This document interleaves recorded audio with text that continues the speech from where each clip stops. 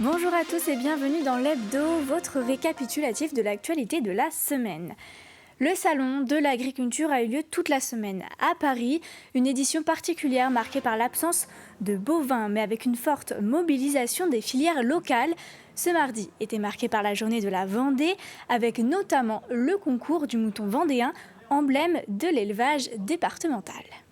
Nous sommes un peu endeuillés, j'ai envie de dire, avec ce salon d'agriculture, sans nos bovins, sans nos volailles.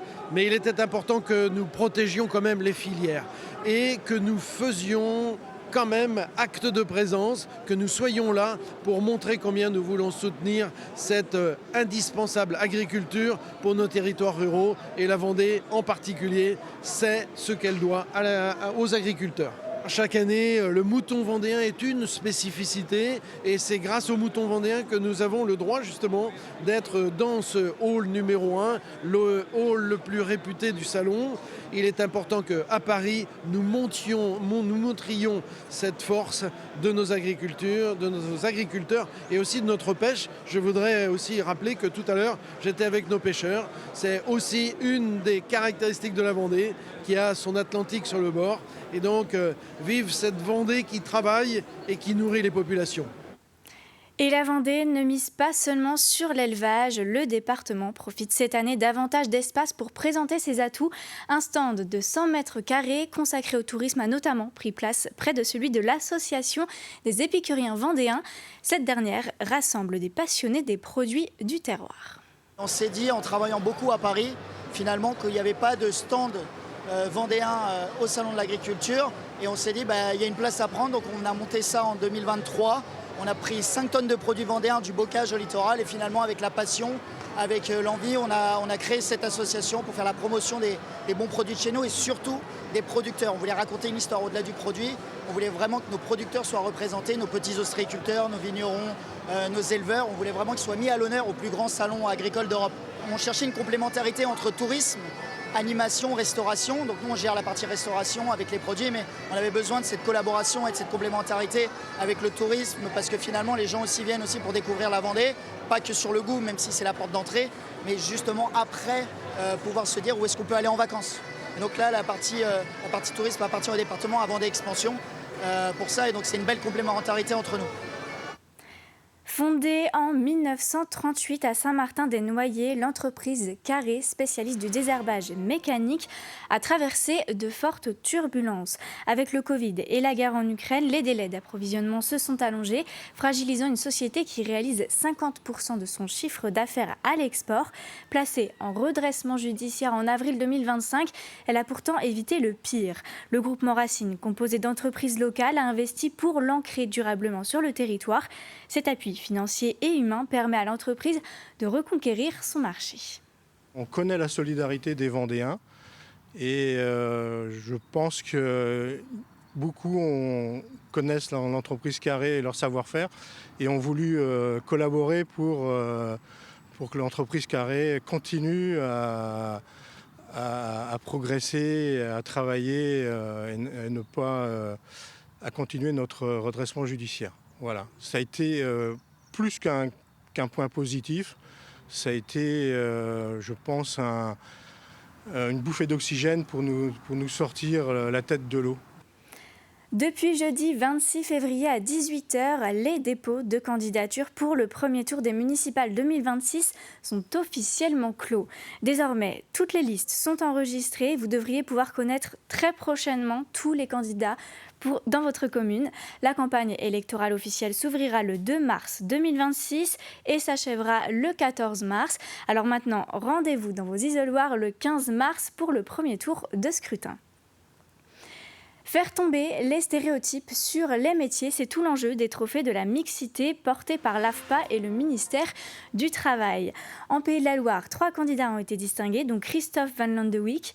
Après 13 ans dans le commerce, il a choisi de devenir secrétaire assistant, un secteur encore largement féminin. Son parcours illustre le rôle clé de la formation et de l'accompagnement dans l'ouverture des médias à tous. Il défendra désormais sa candidature lors de la finale nationale à Paris le 3 mars 2026. C'est vrai que c'est quelque chose que l'AFPA m'avait proposé de postuler en fait à ce trophée. étant un homme dans un métier principalement, majoritairement féminin. Donc voilà, je me suis dit pourquoi pas, je vais tenter ma chance. J'ai mes collègues aussi de formation qui m'ont un peu poussé à le faire. Donc voilà, très heureux d'en être là maintenant. Résultat le 3 mars sur Paris. On verra si oui ou si non, mais après, dans tous les cas, c'est quand même bien que ce genre de choses se produisent et puis qu'il y ait de la reconnaissance également derrière.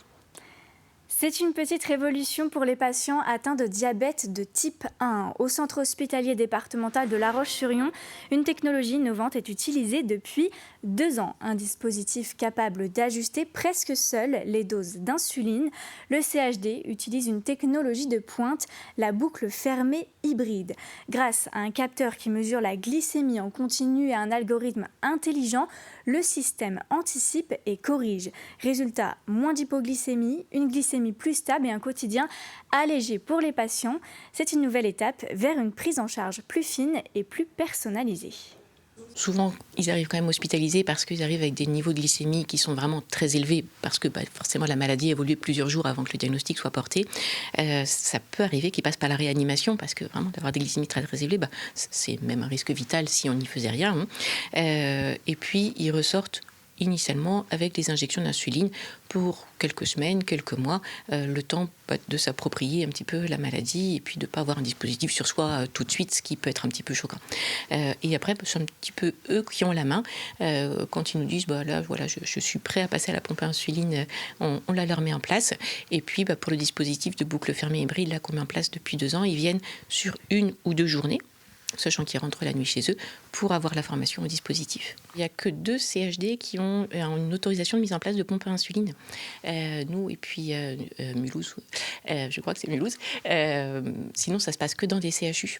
Et du coup, on a cette liberté-là en fait, d'avoir un très gros service spécifique endocrinologie, diabétologie. On met énormément de pompes en place, même au moment où les pompes n'étaient pas en boucle fermée.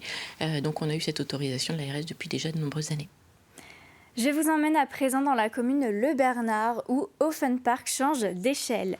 Le parc engage un investissement majeur, 20 millions d'euros d'ici 2030, pour se transformer en véritable univers inspiré du Far West. On y retrouve de nouvelles infrastructures et des attractions repensées. Sur le chantier, une dizaine d'ouvriers travaillent contre la montre malgré la météo capricieuse de ces dernières semaines pour une réouverture prévue dès le mois d'avril. Anaïs Escalona s'est rendue sur place. C'est une véritable course contre la montre pour satisfaire les 100 000 visiteurs attendus cette saison. Au Bernard, sur les 20 hectares d'Offenpark, la dizaine d'ouvriers présents cet hiver ne chôment pas.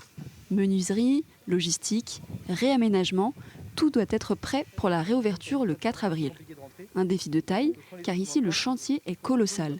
Il s'agit de rhabiller l'ensemble des infrastructures aux couleurs du western. Alors on a forcément un timing, on est quand même un parc ouvert au public.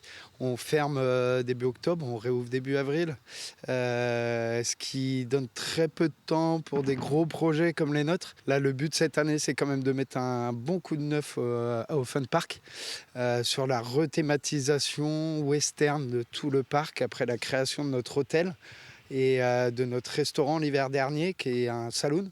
Des gros achats de matériaux de base et beaucoup de main-d'œuvre. De la bonne main-d'œuvre, on a de la chance, on a une belle équipe.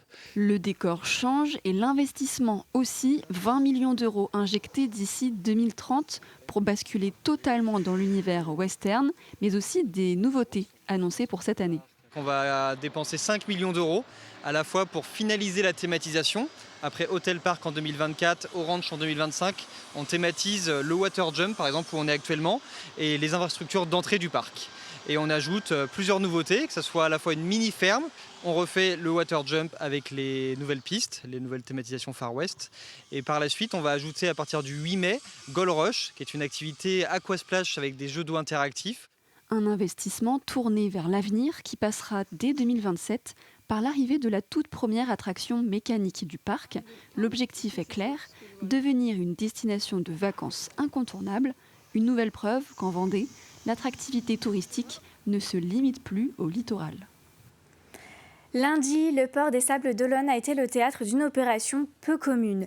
Une barge de débarquement, semblable à celle utilisée lors du débarquement de Normandie, a été mise à sec. Si elle peut encore naviguer, son état s'est fortement dégradé avec le temps. Un chantier de restauration de 3 à 4 mois démarre donc dès maintenant, financé en partie grâce aux dons recueillis par la Fondation du patrimoine. Sur sa première phase, on va vraiment faire ce qu'on appelle dans la marine les œuvres vives, c'est-à-dire tout ce qu'on ne voit pas, tout ce qui est sous l'eau, parce qu'elle a quand même eu une grosse restauration en 2005, mais malgré tout, elle n'a pas été totale, donc il y a encore pas mal de choses à faire. Donc la première des priorités, c'est vraiment rendre sa coque étanche et vraiment suivre toute la partie immergée. Et après, on part du bas vers le haut pour refaire toute cette partie. C'est un bateau qui est en acier, de la poupe à la proue. Donc ce n'est pas le plus compliqué et le plus cher à faire, mais malgré tout, ces dimensions font qu'on a besoin d'un certain budget. Le Nature Zoo de Mervan dans le sud Vendée a ouvert ses portes cet hiver depuis le 7 février.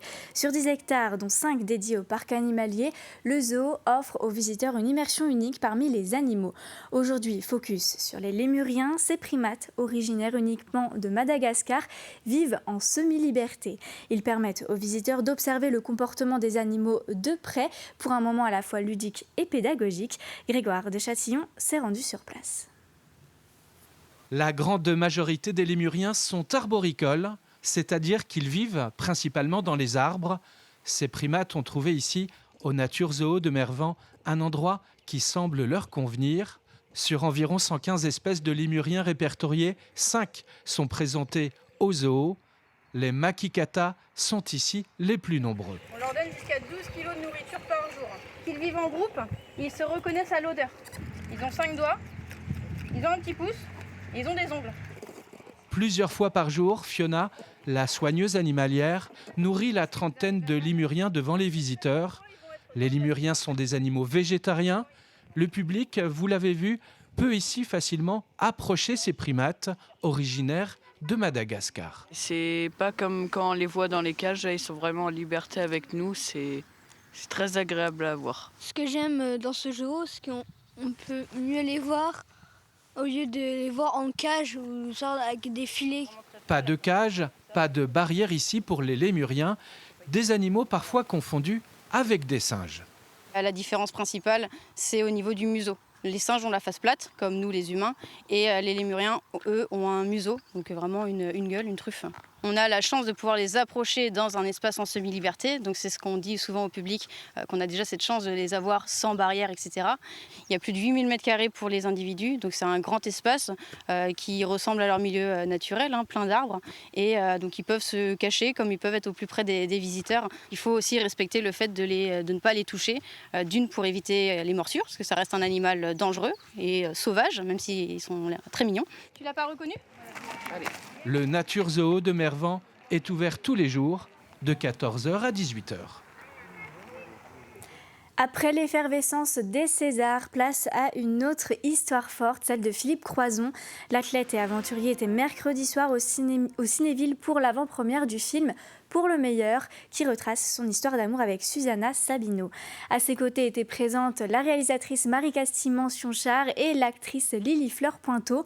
Le rôle principal est incarné par le Vendéen Pierre Rabin pour sa toute première apparition au cinéma. Le film sort en salle le 22 avril.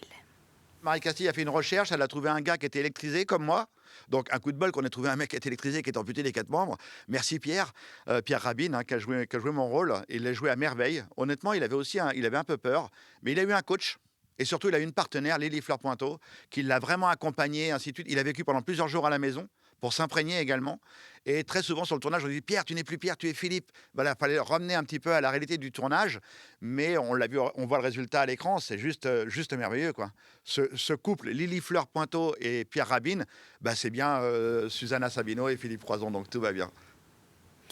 Et c'est la fin de cet hebdo. Merci à tous de l'avoir suivi. Vous pouvez voir ou revoir l'ensemble de nos émissions et reportages sur notre site tvvendée.fr. En attendant, passez un très bon week-end sur TV Vendée.